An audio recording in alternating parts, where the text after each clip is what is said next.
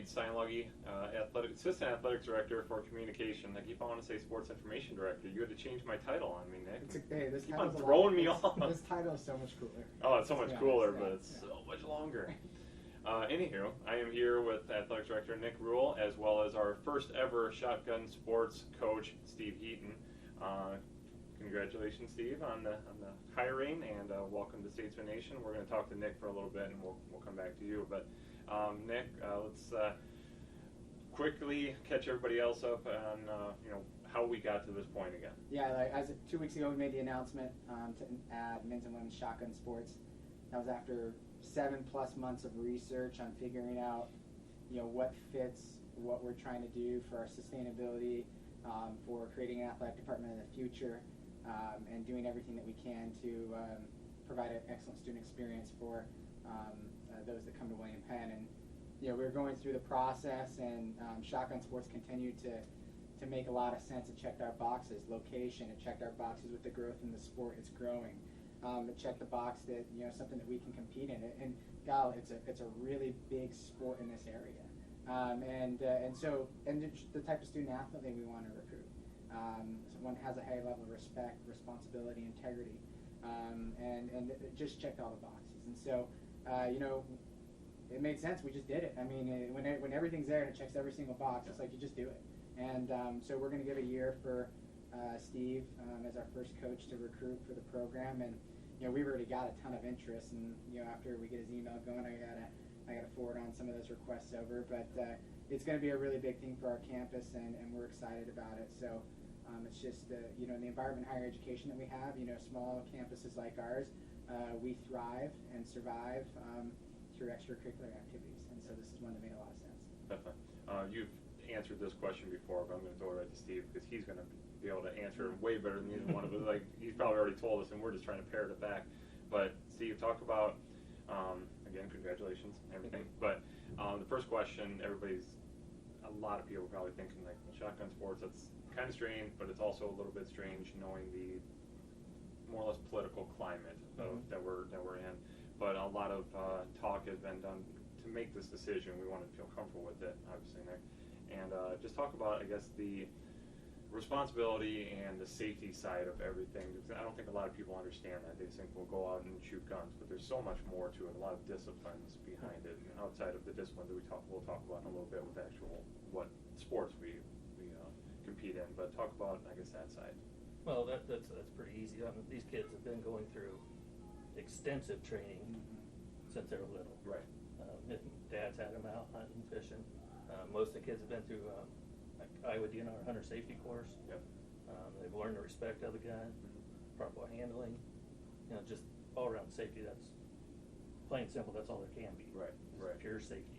And we're going to have some conversations with folks, after we get going here about, where to store our guns. And Steve came with a lot of great ideas. And one thing I'll say is that Steve has been incredibly helpful to this process. He and I actually have a connection because when I was a student here, Vince Bousseau, who was a soccer player, and I actually coached Lake, his son, in soccer. Right. So that's when we first met Steve, and I knew that he was really big back then. And so about 4 or 5 months ago, reached out to him and said, hey, we're really considering this. Can you help us navigate through? And he's been incredibly helpful with it. And so one of the things that that you immediately told me at the start was, store the guns in a safe location, in a safe. Yeah. We're going to do it off campus. We looked at talk to a lot of different schools and what they do. A lot of them store it off campus. And so we're going to work with someone, and I've got some ideas, and he's got some ideas on who we can reach out to potentially have the proper storage of the firearms. But one thing that Steve talked to me about was just there's a checkout system that you would put in place, and I mean it's something like that. It goes back to the discipline that these athletes have to have for the sport. So definitely. The respect and the discipline is number one. Yeah. And like I said, it's just, I know that's probably on a lot of people's minds, like, well, can you explain that a little bit? So I wanted to get that out of the way right away. All right, let's backtrack now and talk about more of your background. You mentioned that you basically started hunting, and been around, guns for forever because of your family. But talk about your background with that, and then how that led into being able to actually be on the coaching side of things. Right. No, I've been around guns, hunting, fishing, outdoors since I could pretty much walk. Yeah. Back in 2007, the athletic director of high school wanted to start a team, so he come to me and the current head coach here at high school, he said, wondered if we'd been interested in starting it. Mm-hmm. So of course, you know, Yeah.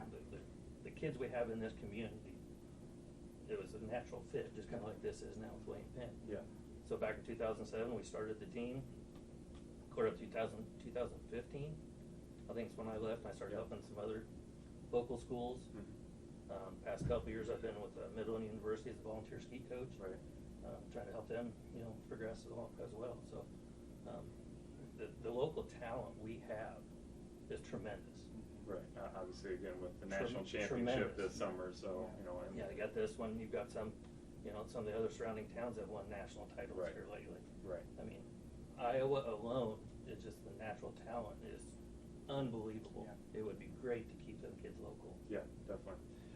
Talk about the difference that you, I guess, the things that you learned just with helping Midland versus helping the high school teams and such, and how that's going to help you be able to coach at this level. Yeah, the high school levels, I mean, there again, you're teaching these kids at a young age. Right. You know, the safety aspect, the discipline about the sports. When you get to the college level, it's just like football and everything else. It's a totally different level. Mm-hmm. The respect, the discipline is much higher, much greater. These are young adults that are still grooming. Mm-hmm. You know, especially in today's society, we got to keep grooming these young adults. Right, right. So. Sure. Let's switch gears, talk about the disciplines. We've already Okay. talked about discipline, but let's talk about the disciplines of what we're actually going to compete in. And I'll let you just run with this because I don't know anything. I know it's like there's skeet and there's clay and there's international skeet and all that, but I'm just going to let you just run with it. At the college level, we're going to shoot 5 different disciplines we agreed on. Yep. That's American skeet, Okay. American trap, sporting clays. Then we're going to dabble in the international world. I'm big into the international skeet, and I've touched a little bit on the international trap, which is called bunker trap. Okay. The part with that is there's very few fields around here to practice at, Right. so they do what they call wobble trap. Okay. It's just another version of it, basically. Okay.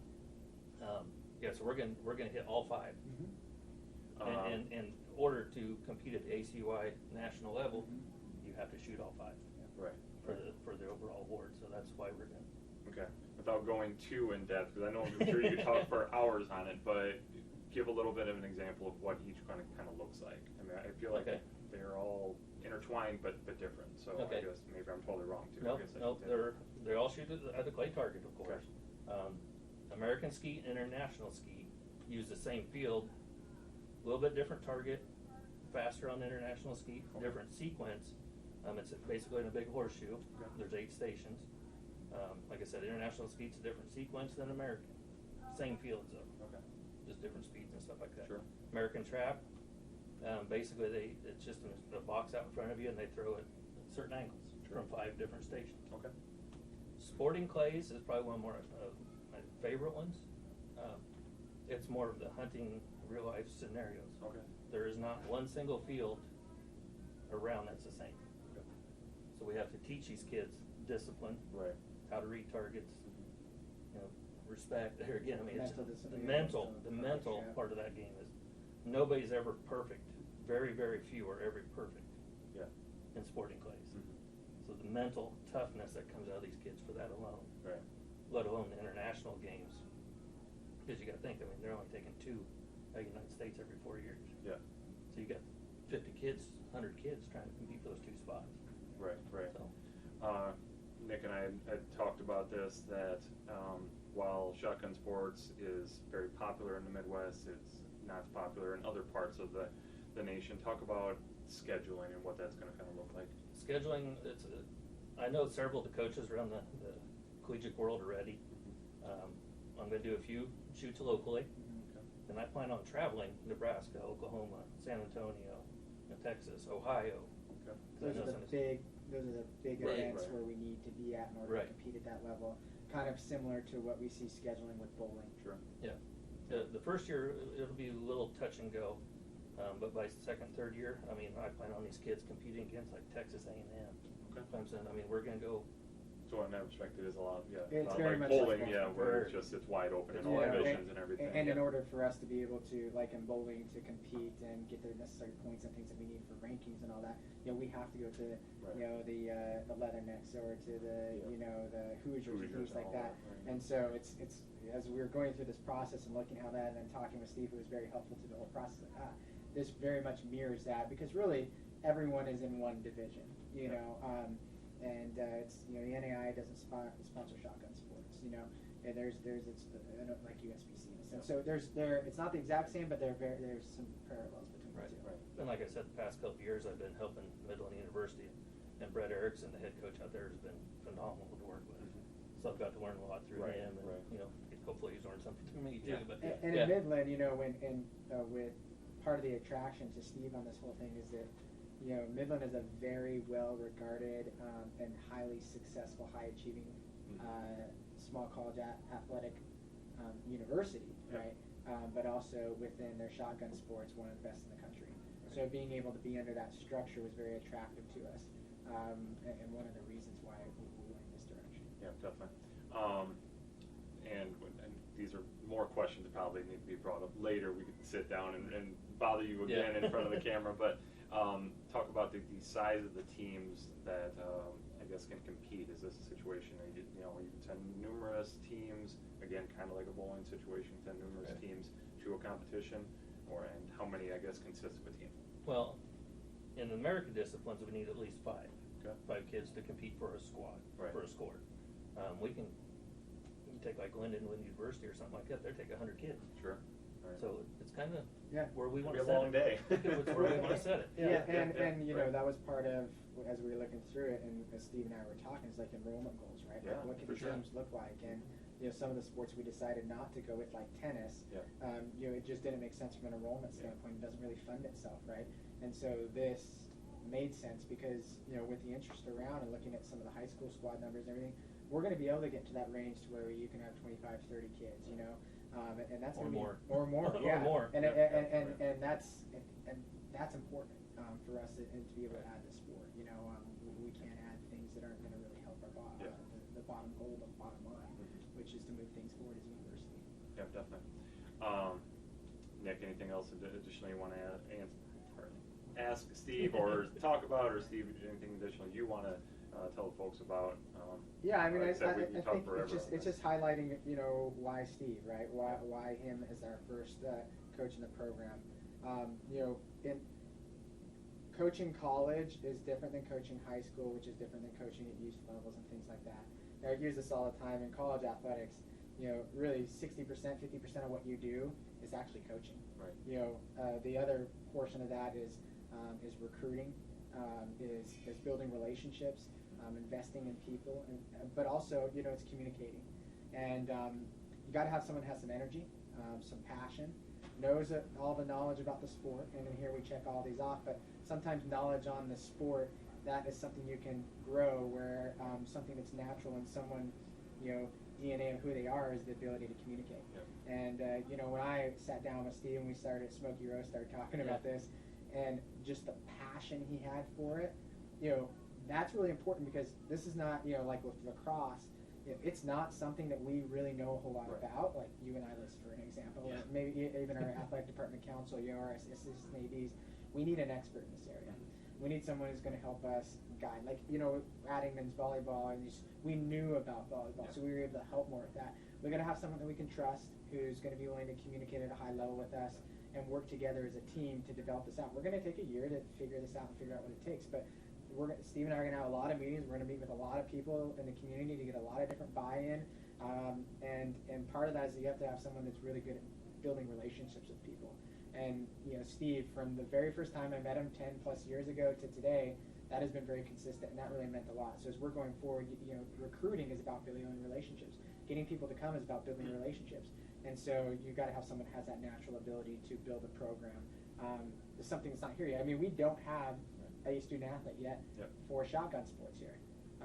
We will have many, but it takes a certain personality to be able to do that, and he checked those boxes. And so that was the reason why. And he has experience in the high school level, experience in the college level. Just the diversity of experience is what's really important for college athletics. It's especially when starting a program.